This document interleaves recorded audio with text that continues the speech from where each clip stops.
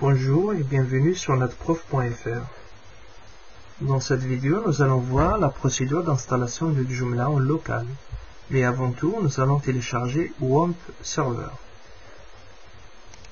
On a vu dans la vidéo précédente comment télécharger Joomla, que je l'ai enregistré sur mon bureau.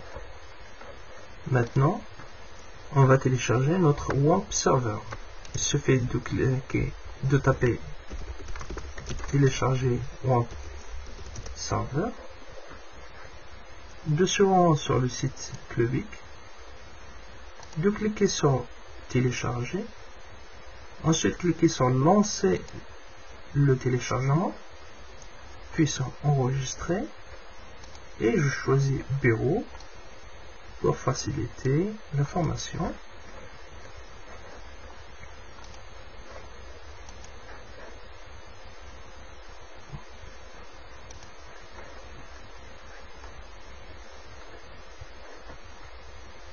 On est à 75%.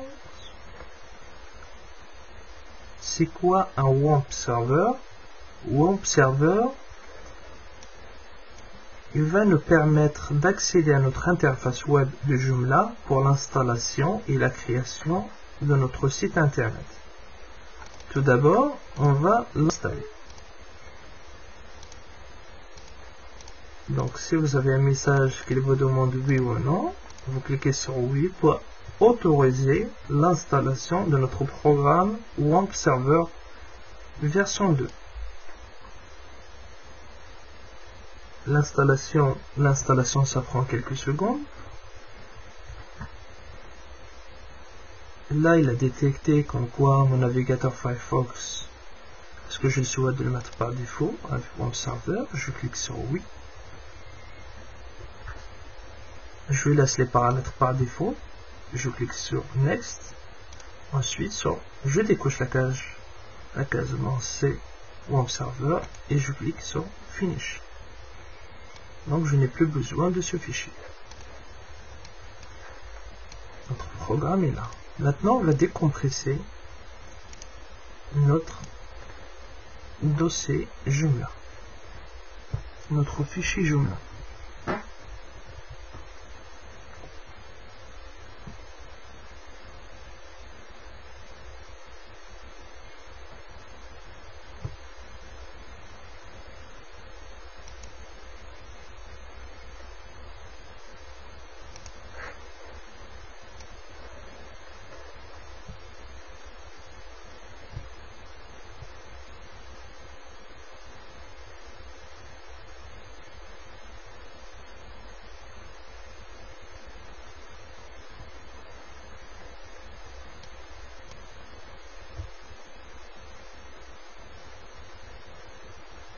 Ensuite, on va lancer notre...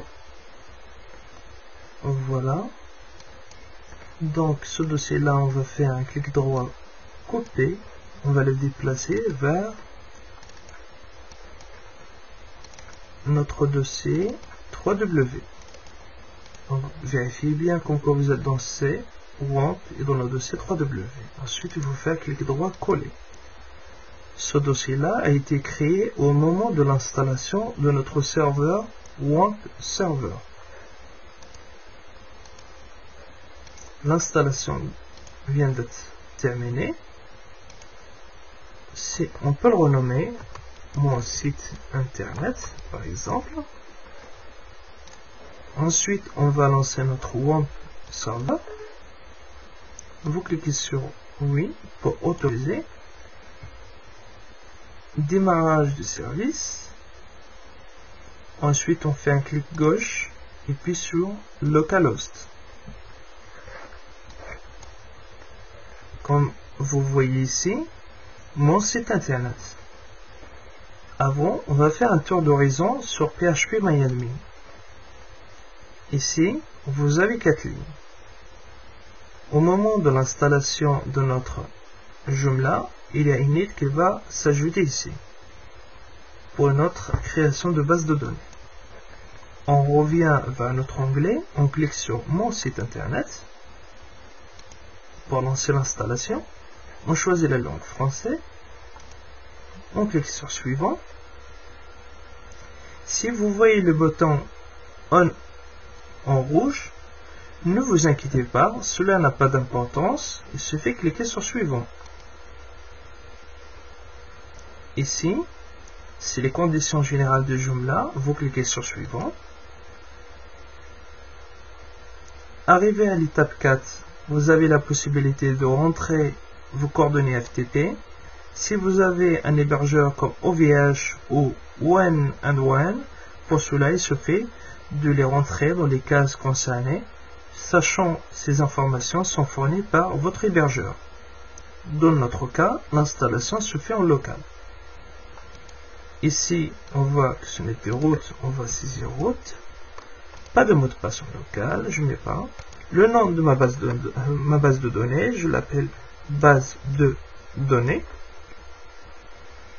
Comme l'installation est vierge, je n'ai pas besoin de cocher la ligne supprimée. Je laisse par défaut. Ensuite, je clique sur suivant.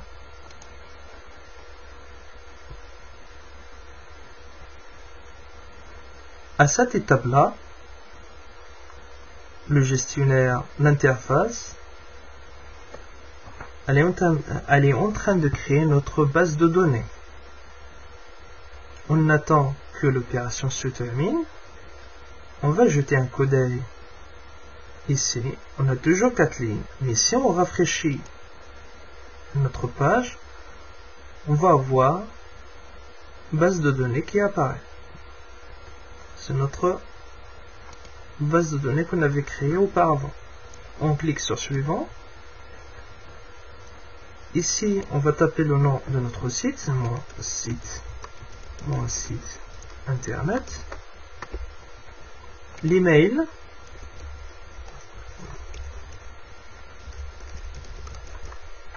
le mot de passe, et on confirme le mot de passe.